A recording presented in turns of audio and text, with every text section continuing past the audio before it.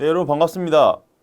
오늘은요, 장애인 스포츠 지도사 2급에 대해서 말씀을 드리도록 하겠습니다. 그 중에서도 1장 특수체육 기본 이론에 대해서 먼저 짚고 넘어갈게요.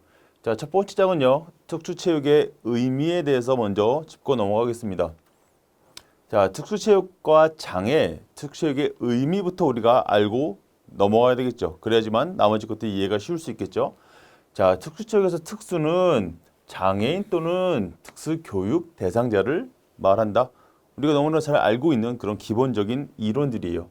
국내에서 특수체육은 이러한 장애 또는 특수교육 대상자를 대상으로 체육활동 관련 있는 분야에서 사용하게 된다. 그렇죠? 이렇게만 간단하게 정의하시고요. 그러면 특수체육의 대상이 되는 사람들은 어떤 사람들인가? 일반적인 특수체육은 장애가 있는 사람이다.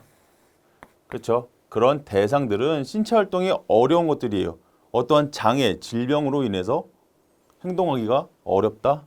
신체 활동에 어려움을 가진 사람들까지 모두 포함한다라는 것들이에요.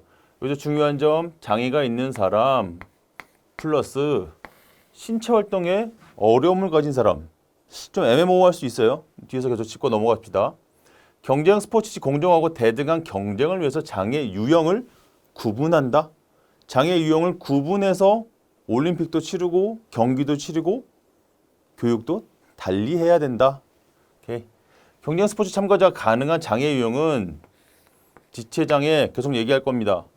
뇌병변장애, 시각장애, 지적장애, 청각장애 등이 있다.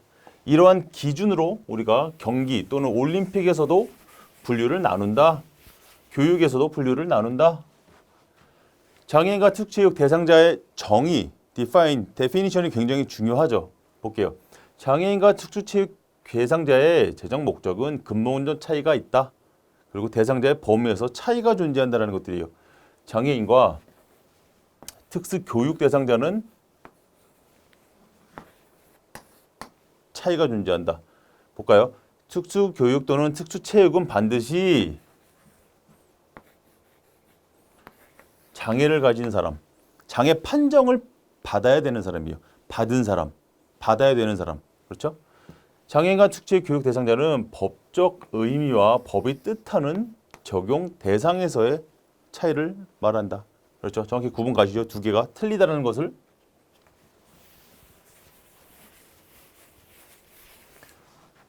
그러면 우리가 공부하고 있는, 공부해서 우리가 하고자 하는, 해야 하는 이런 스포츠 지도사는 어떤 것인가? 장애인 스포츠 지도사는 장애 유형에 따른 운동, 반복 등의 지식을 경비해야 된다. 어떤 거를 해야 되고 어떤 걸 하지 말아야 되는 것인지, 장점이 무엇인지, 단점이 무엇인지, 대상자마다 우리가 어떻게 처치를 할 것인지, 어떻게 대할 것인지를 다 세분화해서 알고 있어야 된다. 가장 중요한 포인트죠. 그렇죠? 장애 정의. 자, 2020년도 기출문제고요. 1980년대에는 장애는 어떻게 정의했는지 볼게요. 장애와 질병엔 동일한 것이 아니다. 장애는 질병의 결과이다라고 생각했어요. 그래서 장애는 3차원의 차원, 손상, 장애, 핸디캡 이렇게 분류를 했대요. 그러나 1980년대 이렇게 정의했는데 2001년에 장애 정의에 대해서 다시 새롭게 이야기하고 있습니다. 볼까요? 핸디캡 등, 핸디캡이 좋은 단어가 아니에요. 네거티브적인 단어란 말이에요. 이런 부정적인 사용은 단어 사용하지 말라. 그래서 바꿨습니다. 어떻게? 손상은 신체의 기능과 구조로, 장애는 활동에 제한이 있는 것으로, 핸디캡은 참여에 제약이 있는 것으로 용어를 바꾸자라는 것이에요. 이렇게 바꾼다는 의미는 장애인은 우리와 다르다가 아니에요. 장애인은 우리와 별개로 지내야 된다는 게 아닌 것이에요. 함께 지낼 수 있고 함께 교육을 해야 된다. 그런 교육 방법들이 여러 가지가 있다라는 것들을 설명함인 거죠. 그렇죠? 장애의 정의는 1900 앞에 게 아니고 2001년도 거를 우리가 알고 있어야 되겠죠. 장애인 스포츠 대회 중요합니다. 패럴림픽, 스페셜올림픽, 데프림픽 크게 세 가지만 딱 알고 들어가십시오. 볼게요. 자격 요건이에요. 패럴림픽은 지적장애, 지체장애, 뇌병변 장애. 그리고 스페셜 올림픽은 8세 이상의 지적장애, 자폐성 장애. 그리고 데프림픽, 농아인 올림픽이라고도 합니다. 보청기, 달팽이관, 이식 등을 하지 않은 청각이 이상이 있는 장애인. 그렇죠? 이것들의 목적은 읽어보시고요. 경기 기간도 되게 중요합니다. 잘 꽈서 내요, 문제를. 경기 기간, 패럴림픽은 동학의 올림픽과 같은 해에 개최해요. 스페셜 올림픽은 4년마다 동학의 대회로 개최를 하고요. 데프림픽은 4년마다 동학의 대회로 개최하는데 올림픽 다음 해에 개최를 하게 되어 있어요. 그렇죠? 이거 헷갈리지 맙시다. 경기 방식도 조금 틀립니다. 패럴림픽은 신체 장애의 구분에 따라 나뉘어요. 신체 장애의 구분. 무슨 장애, 무슨 장애, 무슨 장애 앞에서 나눠놨죠. 그런데 스페셜 올림픽은 선수들의 나이, 성별, 운동 능력에 따라서 디비전 그룹을 만들어요. 여기서 말하는 것은 가장 중요한 것은 성별과 운동 능력에 따라 구분을 다르게 한다는 것이에요. 이해하셨어요? 운동 능력이 더 뛰어난 그룹, 덜 뛰어난 그룹, 뛰어나지 않은 그룹 나눠서 한다고요. 그게 디비저닝. 오케이. 데프림픽 신체 장애 구분에 따라 분류하여 진행한다. 동일하죠. 자, 순위는요 간단해요. 패럴림픽하고 데프림픽은 올림픽과 똑같아요. 그런데 스페셜 올림픽은 1, 2, 3등과는 똑같이 금은 동을 수여하고요. 똑같은데 4등부터는 리본을 수여해요. 특징이 있죠. 그렇죠. 이거는 크게 안 헷갈리겠죠, 당연히. 그리고 경기의 종목 중요합니다. 동학의 6개, 동계 6개, 학의 22개로 구성되어 있다. 스페셜 올림픽은 32개다. 동계 18개, 학의 5개다. 요 3개를 외운다고 하면 6, 12, 32, 18, 5 이렇게 딱딱딱 외우시는 게 좋아요. 차례대로, 순서대로. 그렇죠? 국제기구 IPC, SOI, ICSD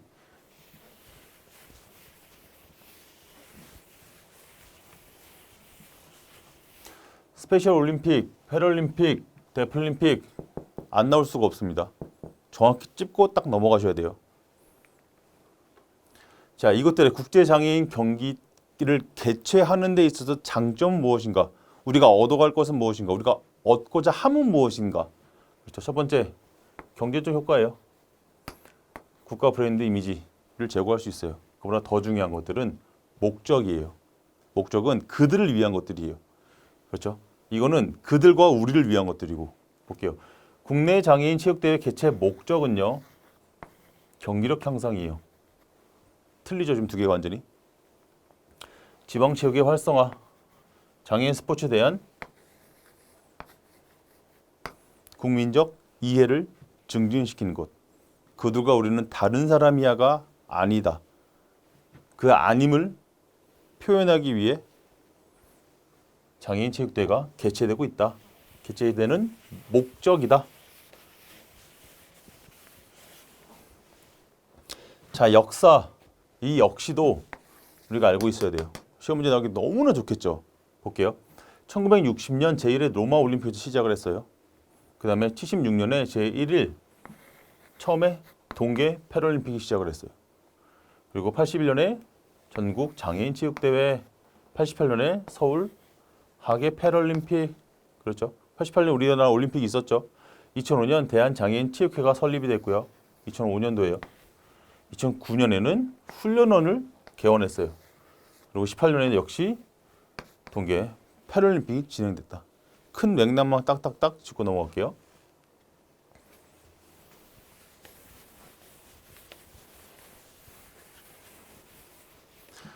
(2018년) 최근이요. 평창올림픽 우리가 다 봤단 말이죠. 그리고 88년 서울올림픽이 있었어요. 그 사이에 장애인 체육대회가 설립이 됐어요. 체육회가. 그리고 훈련원이 개원됐어요. 요거 4개는 따로 외울 필요가 없겠죠. 그렇죠. 머릿속에 생각을 하면 딱 그려지는 것들이에요. 그렇죠. 더 중요한 것들은 60년에 제1회 로마 패럴림픽으로 시작을 했고 76년에 동계 패럴림픽이 열렸다. 오케이. 자, 특수체육의 정의 2015년도의 기출 문제고요. 특수체육은 체육의 하위 분야다. 오케이? 장애가 있거나 신체 활동에 제한이 있는 사람들, 그리고 그로 인해서 심동적 문제를 가진 사람들 대상으로 하는 체육을 얘기한다. 그렇죠?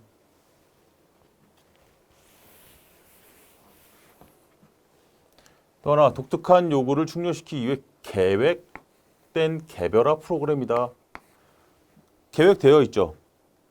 세분화로 나누고 그룹핑을 따로 하고 디비저닝을 하고 그들을 위한 특별한 룰을 적용하고 계획된 개별화된 프로그램이에요. 그렇죠?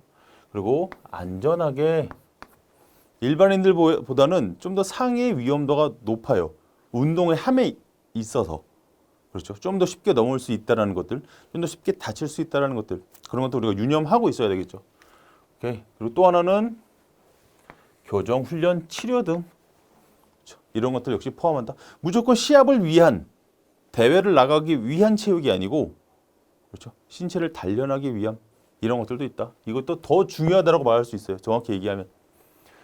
장애인이 독특한 요구를 가진 사람이라고 여겨 심동적인 어려움이 있는 모든 사람을 지칭한다.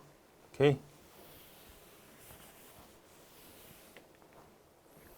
유형이 무엇이냐? 적응체육, 교정체육, 발달체육, 의료체육 크게 네 가지가 있는데 이게 헷갈릴 필요가 없고 헷갈릴 이유가 없어요. 잘 생각을 해보면. 적응체육이요. 말 그대로 장애를 가진 친구들이 우리와 같이 운동을 할 수 있는 우리와 같은 환경에서 적응을 시켜주는 거예요. 운동이라는 것에 적응을 시켜주는 것이라고요. 그리고 교정체력은 어떠한 기능적이나 물리적이나 이런 신체 결함을 교정하기 위함이에요. 교정하기 위함. 발달체육은 이 아이들이라고 국한 짓는다면, 그렇죠? 아이들이라고 국한 짓는다면 이 아이들이 신체 발달을 좀 더 디벨롭 시키기 위함이에요. 그렇죠? 의료체육은 재활이 아니고 장애인의 운동 능력을 다시 회복이에요. 회복과 재활은 틀리죠. 그렇죠? 다시 회복함. 이 룸이 틀립니다. 룸이. 자, 이렇게 나누면 되고요. 자, 특징. 평생 교육을 강조해야 된다. 한 타임이 아닌 거예요. 우리한테 와서 예를 들어서 우리한테 와서 12주 동안 6개월 동안 이게 끝이 아닌 거예요. 그럼으로 인해서 우리가 뭐 운동을 가르쳐서 어떠한 것들을 가르쳐 드려서 그것들이 취미가 붙어서 평생 운동을 할 수 있게끔 만들어주는 계기도 굉장히 중요하다. 이게 교육의 의미다. 정확히 얘기하면. 평생 교육을 강조한다. 요구에 대한 총괄적 평가를 해. 그래서 심동적 문제를 확인한다. 그렇죠? 운동 같이 합시다. 좋아요. 그런데 사전과 사후에 얼마나 향상이 됐습니다도 우리가 객관적으로 말을 해줄 수 있어야 된다. 그렇죠? 그러므로 해서 오는 성취감이 더 많겠죠. 평균 이하 혹은 정상과 다른 심동적 특성을 보이는 학습자 위주로 교육을 진행한다. 교육하는 사람 다 모두 날 믿고 따라와. 내가 시키는 대로만 해가 아닌 케이스별로 그렇죠? 맞춰줄 수 있어야 된다. 문화의 일부로 인식을 해야 된다. 연속적인 서비스를 제공해야 된다. 6번과 1번은 비슷한 맥락의 이야기를 하고 있죠. 그 다음에 책무성을 가져야 된다. 장애 정도와 관련 없이 모든 학생이 체육교육을 받을 권리가 있다는 것을 알려줘야 된다. 장애인이든 비장애인이든 그렇죠? 다르지 않다. 특수적인 목표, 정의적 영역, 심동적 영역, 인지적 영역 크게 세 가지로 나뉘고요. 정의적 영역은 말 그대로 즐거움이에요. 즐거움을 주기 위한. 그리고 심동적 영역은 조금 더 강도 있게 체력을 향상시킬 수 있는. 그렇죠. 인지적 영역은 어떤 운동을 했을 때 어떠한 효과가 나타난다고 알려주는 것들이에요. 그렇죠. 그리고 이 운동은 왜 해야 된다고 알려주는, 인지를 시켜주는 것들. 틀리죠.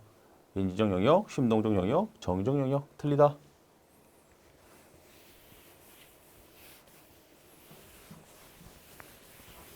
통합 관련 개념 세 가지가 있어요. 정상화, 장애도 가능한 대부분의 사회 구성원처럼 일반 사회에 적응을 할 수 있도록 해야 한다는 것들. 장애의 유무를 떠나 모두가 인간의 존엄성을 존중받아야 한다는 신념이다. 정상화해 통합 관련 개념은요. 두 번째, 주류화와 통합 두 개가 더 있습니다. 주류화는 장애 학생을 분리해서 교육하지 않는다는 거예요. 장애를 가진 학생들끼리 따로 운동하세요. 따로 클래스를 진행하세요가 아니라는 거예요. 교육 환경에서 제한적 요소를 최소화하는 데 초점을 둔다. 장애 아동이 숙시체육에 소속되어 있으면 일반 학급으로 들어가게 한다. 같이 생활하게 한다. 같은 클래스에서 수업을 듣게 한다. 같이 운동을 할 수 있게 한다.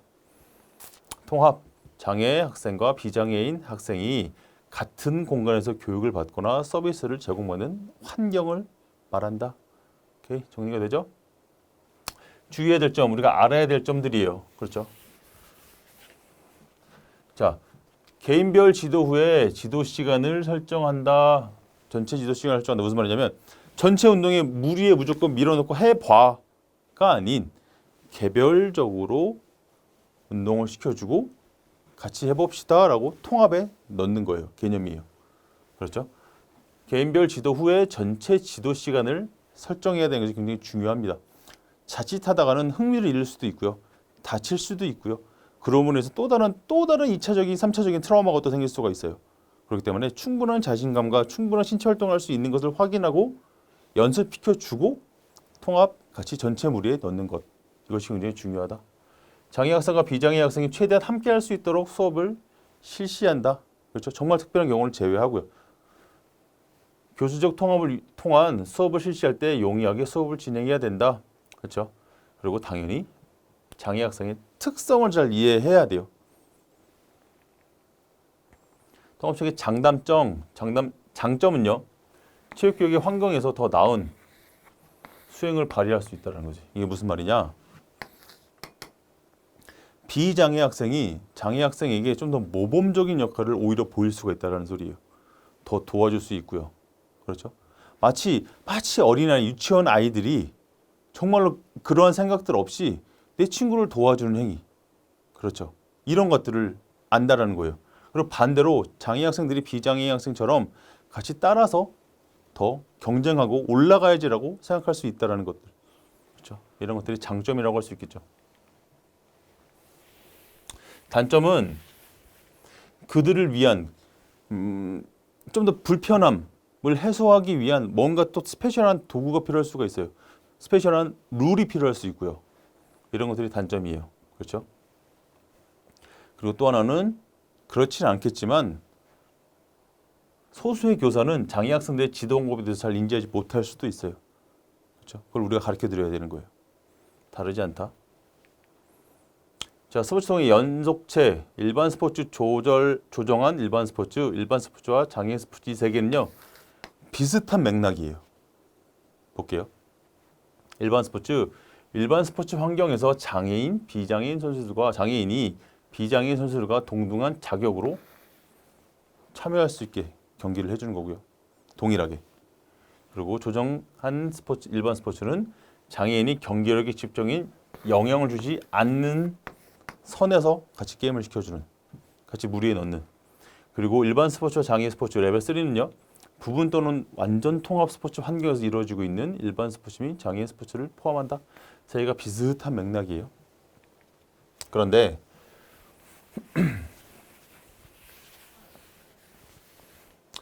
통합 환경의 장애 스포츠 레벨 4에서는요. 장애 선수와 비장애인 선수가 장애인 스포츠 종목에 함께하는 경우예요. 더 자세히 볼까요? 비장애인 선수가 장애인 스포츠 규율을 그대로 적용받아 참가하는 경우예요. 반대가 된다고 생각할 수도 있어요. 그러나 반대는 아니에요. 장애 학우들이 스포츠를 하는 경기 룰에 비장애를 가진 사람들이 같이 포함해서 그 룰을 같이 이해하고 같이 학습하고 같이 경기하는 것들. 그렇죠? 또 하나는 분리 환경의 장애 스포츠, 분리를 시키는 거예요. 그렇죠? 장애인 선수만 참가하는 스포츠 환경, 등급 분류를 받은 선수만 경기에 참여하는 경우, 이런 것들이 우리 스포츠 올림픽이 예를 들 수가 있겠죠. 그렇죠? 오케이. 자, 1장에서 정리해야 될 것들, 우리가 개념을 머릿속에 딱 넣고 가야 될 것들. 특수체육과 장애라는 것이 무엇인가? 정의는 어떻게 내리고 있는 것인가. 장애인 스포츠대회는 무엇이 있는가. 제가 말씀드린 세 가지를 가장 중점으로 보시길 바랄게요. 종목이 몇 개 있고, 그렇죠. 참가하는 제한은 어떤 것이 있는가. 메달 수여는 어떻게 하는 것인가. 순위는 어떻게 매기는 것인가. 이런 것들 정리하고 넘어가야 되고요. 그리고 스포츠 통합에 그리고 또는 스포츠 통합에 대한 연속체가 어떤 것들이 있는가. 이 세 개 딱 정리하셔서 서랍 정리를 머릿속에 잘 하시기 바라겠습니다. 오케이. 오늘 일정은 여기까지 수업하겠습니다. 수고 많으셨습니다.